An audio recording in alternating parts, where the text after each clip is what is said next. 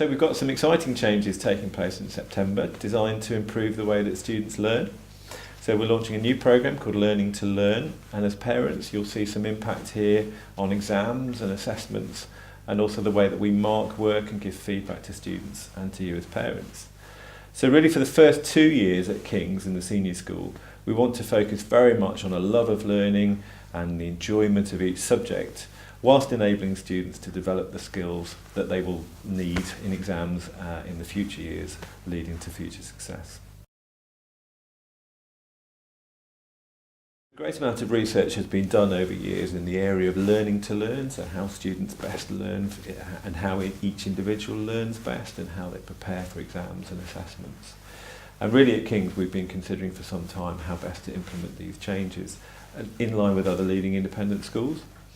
So we'll shortly be appointing a new learning skills coordinator who will be responsible for introducing an enhanced programme of study skills, revision techniques and exam techniques across the school, so that we can really help students prepare for all their exams that they need to do in the best possible way. I appreciate that some of these ideas will be new to parents, particularly those with children further up the school. We do absolutely want to maintain our tradition of academic success and scholarship, but also keep a careful eye on the sustainable well-being of our students. The first change that you'll see is that there will be no end-of-year exams for removed students. Testing, of course, is a very important part of what we do here at King's, but we think there are better ways to do this rather than put all the exams in 1 week at the end of the summer term. So in devising a schedule for formal assessments through the year, we'll be working with the students right through the year, developing their skills in terms of revision techniques and study skills that will lead to success in future tests and exams. They'll still learn topics and skills in a coordinated fashion and be tested at regular points through the year rather than all at the end of the year. An important aspect here is that we'll be revisiting learning through the year. So again, a lot of research has shown that the process of revisiting material through the year is a much better way of learning than revising simply at the end of a year's course. And so in preparing students in this way in the first 2 years at King's, we want to set them up for the way that they will learn for their GCSEs, revising through a 2-year course rather than cramming at the end of the GCSE course.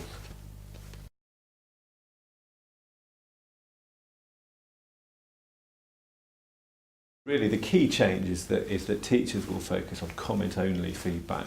So rather than the marks for each piece of work, students will focus on what they need to do to improve. As parents, we'll still give you feedback in terms of grade reports 5 times a year.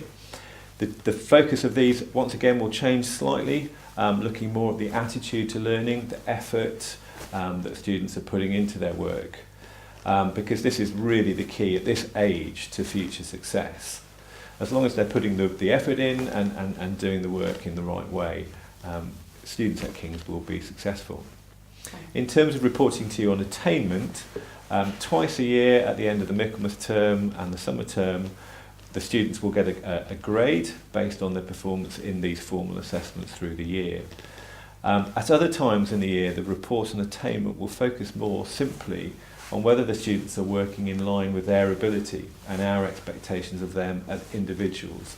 And again, the focus here is very much on each individual doing the very best that they can, rather than how they relate to other students in the set, in the teaching group or in the year group as a whole.